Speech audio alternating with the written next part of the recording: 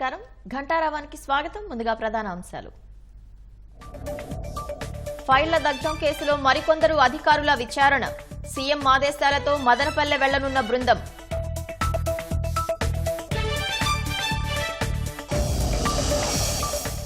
Forensic ఆధారాల సేకరణపై అధికారులను ప్రశ్నించిన సీఎం. ఏ ఫైళ్లు దగ్ధమయ్యాయో క్షుణ్ణంగా చూడాలని ఆదేశం. ధవళేశ్వరం వద్ద గోదావరి ఉగ్రరూపం. రెండో ప్రమాద హెచ్చరిక జారీ.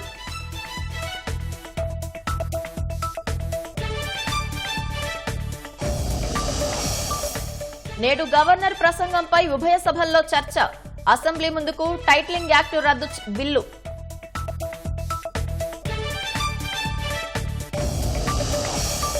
నేడు ప్రవేశపెట్టే కేంద్ర బడ్జెట్పై వేతన జీవుల ఆశలు. జనాకర్షక నిర్ణయాలను ప్రకటించొచ్చని అంచనాలు.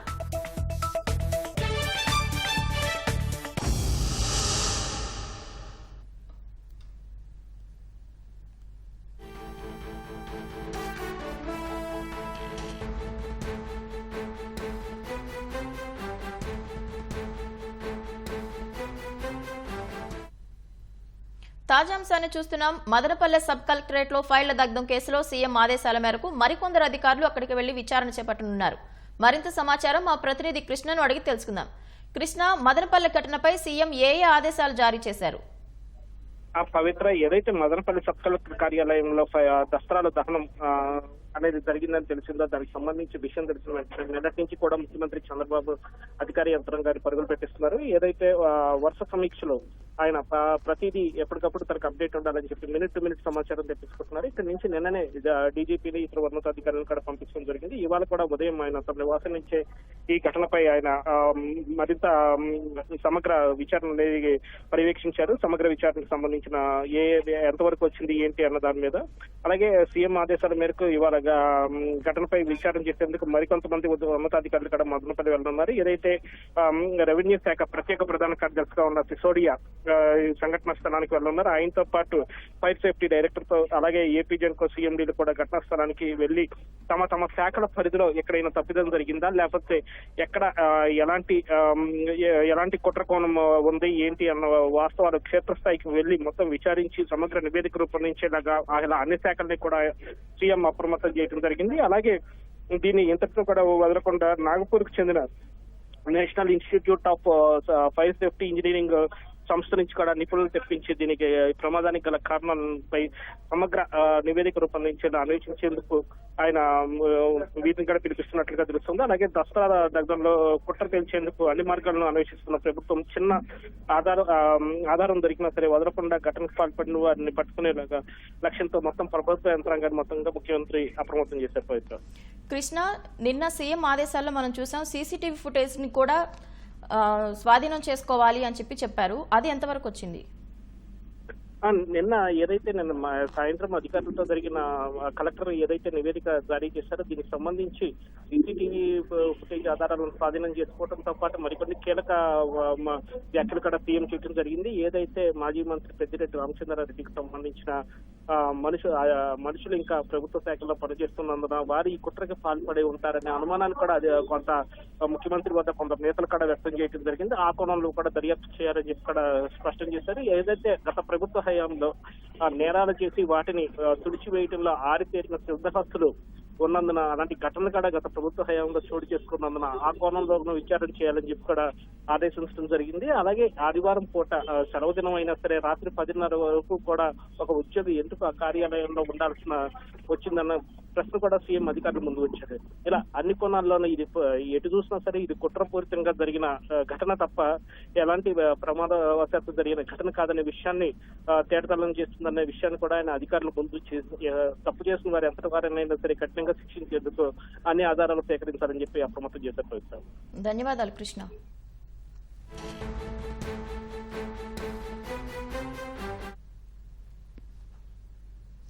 మదనపల్లె ఘటనకు సంబంధించిన తాజా సమాచారాన్ని మా ప్రతినిధి నారాయణప్పను అడిగి తెలుసుకుందాం.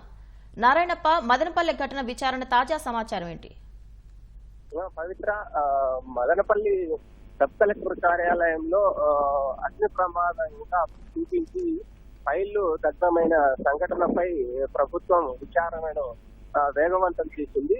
ప్రధానంగా ఇప్పటికే ప్రాథమికంగా పోలీసులు సబ్ కలెక్టర్ కార్యాలయంలో చోటు చేసుకున్న సంఘటన అది అగ్ని ప్రమాదం కాదు, కుట్ర కోణంలోనే జరిగిందని చెప్పి నిర్ధారణకు వచ్చిన నేపథ్యంలో ఆ కుట్ర కోణం వెనక ఎలాంటి ఉద్దేశాలు ఉన్నాయి, ఆ కుట్రకు ఎవరు పాల్పడ్డారు అన్న అంశంపై పోలీసులు దర్యాప్తు ప్రారంభించారు. ఓవైపు కుట్ర కోణాన్ని బట్టబయలు చేయడంతో పాటు ఆ కుట్రకు పాల్పడిన వ్యక్తులకు సంబంధించి అదేవిధంగా వ్యక్తులు చేసిన అక్రమాలను కూడా వెలికి తీయడంలో భాగంగా విచారణ విస్తృతం చేశారు. ఇందులో భాగంగానే సబ్ కలెక్టర్ కార్యాలయంలో అగ్ని ప్రమాదం చోటు చేసుకుని ఫైళ్లు దగ్ధమైన సమయంలో ఏ ప్రాంతాలకు సంబంధించిన ఫైళ్లు ఉన్నాయి, రెవెన్యూకి సంబంధించి ఏ విభాగాలకు, అంటే ఇప్పటికే 22A నిషేధిత జాబితాలో ఉన్న భూములకు సంబంధించి, అదేవిధంగా చుక్కల భూములకు, అదేవిధంగా ఇతర ఎండోర్మెంట్ ల్యాండ్లు, ఇతర విభాగాలకు సంబంధించిన భూములకు సంబంధించి ఇలా వివిధ రకాలైన 25 విభాగాలకు సంబంధించిన దస్తాలు నిన్న దగ్ధమైపోయిన సమయంలో అక్కడ ఉన్నాయని చెప్పి గుర్తించారు ప్రాథమికంగా. దాంట్లో భాగంగానే sub collector Madanapalle sub collector పరిధిలోని డివిజన్ పరిధిలో ఉన్న అందరి తహసీల్దార్లను ఒక కమిటీగా ఏర్పాటు చేసి ఆయా తహసీల్దార్ కార్యాలయాల్లో 22A నిషేధిత భూములు కావచ్చు, చుక్కల భూములకు సంబంధించి కన్వర్జేషన్ సంబంధించిన అంశాలపై నోట్ ఫైల్స్ ఎవరెవరు ఏ సమయాల్లో వాటిని డివిజన్ కార్యాలయానికి పంపారు, ఏ సమయంలో ఎలాంటి ప్రతిపాదనలతో ఈ సంఘటనలు చోటు చేసుకున్నాయన్న అంశాలపై వివరాలు సేకరించడానికి ప్రత్యేకంగా అన్నమయ్య జిల్లా కలెక్టర్ ఒక బృందాన్ని ఏర్పాటు చేశారు తహసీల్దారులతో. అదేవిధంగా మరోవైపు ఈ కుట్ర కోణానికి సంబంధించి వెలుగు తీసుకురావడానికి పోలీసులతో కూడా ప్రత్యేకంగా ఒక 10 బృందాలను ఏర్పాటు చేసిన నేపథ్యంలో ఈ సంఘటన మీద విచారణ విస్తృతమైందనే చెప్పాలి. ఈ పవిత్ర ధన్యవాదాలు నారాయణప్ప.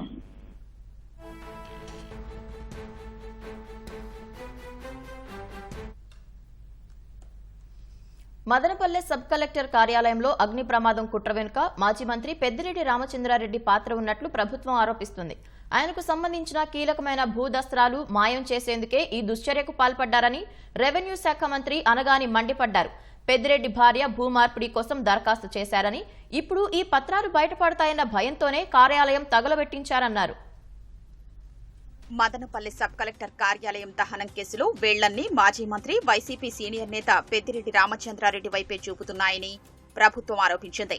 పెద్దిరెడ్డి భార్య స్వర్ణలత భూమార్పిడి కోసం దరఖాస్తు చేసుకున్నారని, 986 ఎకరాల అసైన్డ్ భూముల్ని నిబంధనలకు విరుద్ధంగా భూమార్పిడి ప్రక్రియ చేపట్టారని విచారణలో వెల్లడైనట్లు మంత్రి అనగాని సత్యప్రసాద్ వివరించారు. భూమార్పిడి కోసం పెద్దిరెడ్డి సతీమణి బినామీలు చేసుకున్న దరఖాస్తులు తప్పించడానికే ఈ అగ్ని ప్రమాదం డ్రామా ఆడారన్నారు. అసైన్డ్ భూముల మార్పిడి విషయంపై రెవెన్యూ అధికారుల్ని స్థానిక ఎమ్మెల్యే నిలదీయడంతో తాము దొరికిపోతామని తెలిసే ఈ పనికి పాల్పడి ఉంటారని తెలుస్తోంది. సబ్ కలెక్టర్ కార్యాలయంలో మంటల వెనుక పెద్దిరెడ్డి హస్తం ఉండే అవకాశాలు ఉన్నాయని ప్రభుత్వం భావిస్తోంది. ఈ ఘటనలో ఎవరి పాత్ర ఉన్నా ఉపేక్షించేది లేదని హెచ్చరించింది.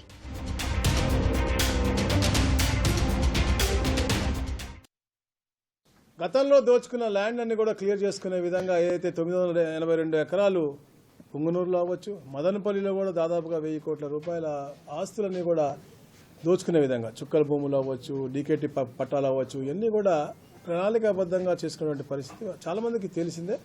జూలై నెలలో కూడా వీళ్ళు ల్యాండ్ కన్వర్షన్లు కానీ పెద్దిరెడ్డి పేరు మీద ఉండొచ్చు, వారి శ్రీమతి గారి పేరు మీద స్వర్ణత గారి పేరు ఉండొచ్చు, ఇవన్నీ కూడా జరుగుతూ ఉన్నప్పుడు 982 ఎకరాల గురించి అయితే మనం చెప్పాం. వాళ్ళ అనువాయుల పేరు మీద అందరి మీద కూడా అబాలిషన్ యాక్ట్ ఇంప్లిమెంట్ చేసి ఏదైతే పాత పత్రాలను చూపించి 982 ఎకరాలు దోచుకునే పరిస్థితి. వీటి మీద మా ఎమ్మెల్యే రేస్ చేసినప్పుడు ఇవన్నీ కూడా డాక్యుమెంట్లన్నీ కూడా దగ్ధమయ్యే విధంగా ఆర్డీఓ ఉన్నటువంటి హరిప్రసాద్ గారి యొక్క ఫోన్లు కూడా సీజ్ చేయడం జరిగింది. అందరినీ కూడా చేస్తూ ఉన్నారు. గౌతమ్ ఉన్నాడు, ఇంకో వీఆర్ఏ ఉన్నారు, అందరినీ కూడా ఇన్వెస్టిగేట్ చేస్తూ ఉన్నారు. కొత్త అధికారి వస్తున్నారు కాబట్టి దాని ముందే ఇవన్నీ మాయం చేయాలని చెప్పేసి గతంలో వాళ్ళ చేతి కింద పనిచేసినటువంటి వాళ్ళు మోచేతి నీళ్లు తాగినటువంటి ఆ వ్యక్తులు ఉన్నారు కాబట్టి అక్కడ వాళ్ళు చేసినటువంటి ఇది తప్పకుండా వాళ్ళందరూ కూడా శిక్షార్హులు. ఇటీవల పెద్దిరెడ్డి రామచంద్రారెడ్డికి సంబంధించిన దస్త్రాలే మాయమవుతూ వస్తున్నట్లు ప్రభుత్వం భావిస్తోంది. ఇటీవలే కాలుష్య నియంత్రణ మండలిలో దస్త్రాలు దహనం చేయడం, ఇప్పుడు ఈ దస్త్రాలు కాలిపోవడం చూస్తే అనుమానాలకు బలం చేకూరుతోందని చెబుతోంది. మదనపల్లి జాతీయ రహదారి విస్తరణ కోసం ప్రభుత్వం సేకరించిన భూముల్లో పెద్దిరెడ్డి సతీమణి భూములు కూడా ఉన్నాయి. భూసేకరణ నోటిఫికేషన్లో స్వర్ణలత పేరు సూచిస్తూ పరిహారం చెల్లించినట్లు వీటిని డీకేటీ భూములుగా పేర్కొన్నారు. మదనపల్లె పరిసరాల్లో పెద్దిరెడ్డి భార్య పేరిట భూములు ఎలా వచ్చాయన్న అంశంపైన విచారణ సాగుతోంది. డీకేటీ పట్టా తీసుకుని తరువాత కొనుగోలు పేరిట మార్పిడి జరిగినట్లుగా అనుమానిస్తున్నారు. కీలకమైన దస్త్రాల్ని దుండగులు కాల్చేసినా వాటి మూలాలు వెతికి పట్టుకునేందుకు 5 బృందాల్ని ప్రభుత్వం నియమించింది. తహసీల్దార్ కార్యాలయాల నుంచి కొన్నాళ్లుగా దశల వారీగా ఈ దస్త్రాలు సబ్ కలెక్టర్ కార్యాలయానికి చేరాయి. అయినప్పటికీ ఆయా ఫైళ్ల మూలాలు అక్కడ కూడా ఉండనున్నాయి. 11 మండలాల పరిధిలో 2022 ఏప్రిల్ 4 నుంచి పంపిన దస్త్రాల మూలపత్రాల్ని ఈ 5 బృందాలు వెతికి బయటకు తీయనున్నాయి. ధవళేశ్వరం వద్ద గోదావరి ఉగ్రరూపం దాల్చింది. మరింత సమాచారం మా ప్రతినిధి సాయి కృష్ణ ప్రత్యక్ష ప్రసారం ద్వారా అందిస్తారు. ప్రశాంతి, గోదావరి ఉగ్రరూపం దాల్చింది. భారీ వరదలతో తీరమంతా కూడా ప్రమాదకరంగా మారింది. అంతకంతకు గంటకు గోదావరిలో వరద పెరుగుతూనే ఉంది. భద్రాచలం నుంచి భారీ వరద ప్రవాహాలు అఖండ గోదావరి తీరం రాజమహేంద్రానికి తరలి వస్తున్నాయి.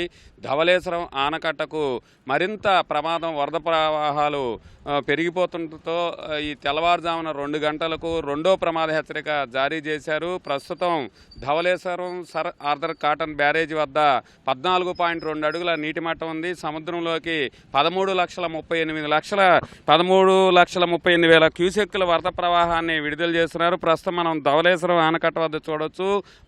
వరద ఉధృతి అంతకంతకు పెరుగుతూనే ఉంది. గత 4 రోజులుగా ఈ ప్రవాహాలు ఏమాత్రం తగ్గకుండా గోదావరిలో పెరుగుతున్నాయి. ఎగువ విలీన మండలాలతో పాటు దేవీపట్నం, సీతానగరం, అలాగే రాజమహేంద్రవరం తీరమంతా కూడా పూర్తిగా వరద గుప్పిట్లో చేరుకుంది. అటు పోలవరం నుంచి కొవ్వూరు, ఈ పరిసర ప్రాంతాలన్నీ కూడా క్రమక్రమంగా వరద పెరుగుతోంది. దిగువన కోనసీమలో లంక గ్రామాలన్నింటినీ వరద నీరు చుట్టుముట్టేస్తోంది. ఆత్రేయపురం, ఆలమూరు, కొత్తపేట, ముమ్మిడివరం, అయినవిల్లితో పాటు గౌతమి గోదావరి తీరమంతా కూడా పూర్తి స్థాయిలో నిండుగా గోదావరి ప్రవాహాలు కొనసాగుతున్నాయి. వైనతేయ, వశిష్ట తీర ప్రాంతం, పీగన్నవరం, రాజోలు నియోజకవర్గాల్లోనూ ఇదే పరిస్థితి కొనసాగుతోంది. రాజోలుతో పాటు పీగన్నవరం నియోజకవర్గాల్లోని అత్యధిక లంక గ్రామాలు పూర్తిగా వరద నీరు చుట్టుముట్టేసింది. కలెక్టర్ మహేష్ కుమార్ కోనసీమలోని వరద పరిస్థితిపై అధికారులు, సిబ్బంది, క్షేత్రస్థాయి సిబ్బందితో చర్చించారు. వరద తీర ప్రాంతాల్లో రెవెన్యూ, పోలీసు యంత్రాంగంతో పాటు జలవనరుల శాఖ అధికారులు ఎక్కడికక్కడ అప్రమత్తంగా ఉండాలి, ప్రజలకు అందుబాటులో ఉండాలి, వారికి కావాల్సిన సామాగ్రి అంతా కూడా అందుబాటులో ఉంచాలని ఆదేశించారు. కలెక్టర్ కూడా ఇప్పుడు క్షేత్రస్థాయిలో పర్యటన చేస్తూ వరద పరిస్థితిని సమీక్షిస్తున్నారు.